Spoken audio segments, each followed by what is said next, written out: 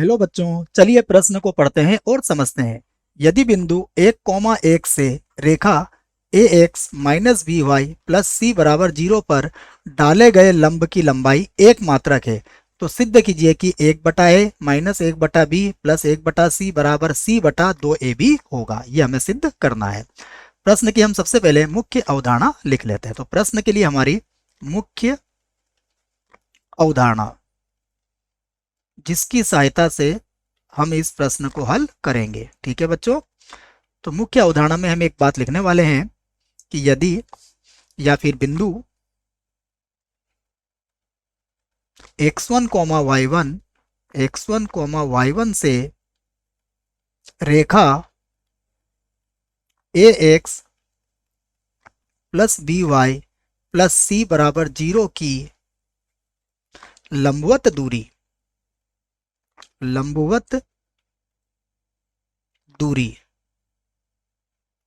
बच्चों किसके बराबर होती है?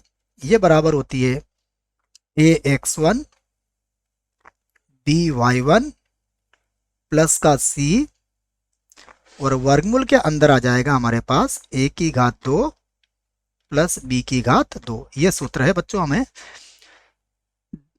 इस सूत्र की सहायता से हम क्या करेंगे, इस प्रश्न को हल करेंगे। अब प्रश्न में देखते हैं हमें क्या दिया है।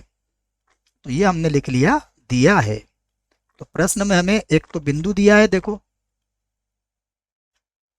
बिंदु हमारे पास क्या है, 1,1 है और रेखा दी है। रेखा है हमारे पास A X minus B Y plus C बराबर 0। ठीक है बच्चों, अब देखो प्रश्न में और क्या कहा है।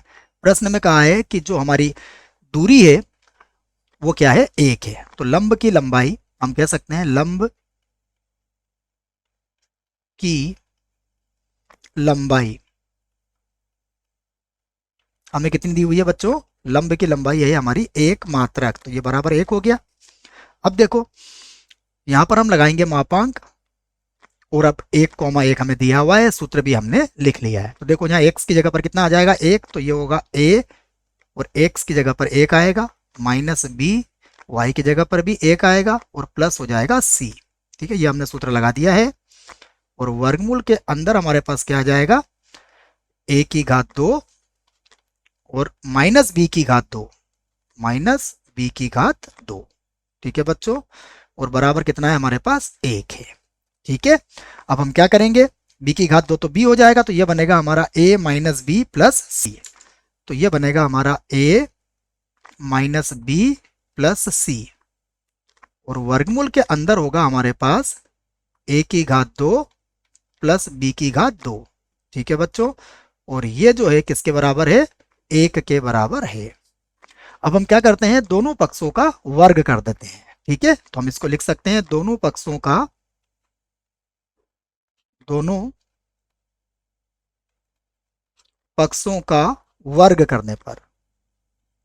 वर्ग करने से हमें वर्गमूल हट जाएगा। ठीक है बच्चों, तो वर्ग करने पर। ठीक है, अब देखो वर्ग करेंगे तो यहां पर क्या बनेगा हमारे पास, यहां पर हमारे पास बन जाएगा a माइनस बी प्लस सी और पूरे की घात कितनी हो जाएगी, 2। यहां देखो 1 का वर्ग तो 1 ही होता है और वर्गमूल जब हम देखेंगे तो इसका वर्ग क्या आ जाएगा, वर्गमूल हट जाएगा इसका। तो ये बनेगा a की घात 2 प्लस b की घात 2। ठीक है ना, हम इसको बराबर के इधर लेके आ गए हैं।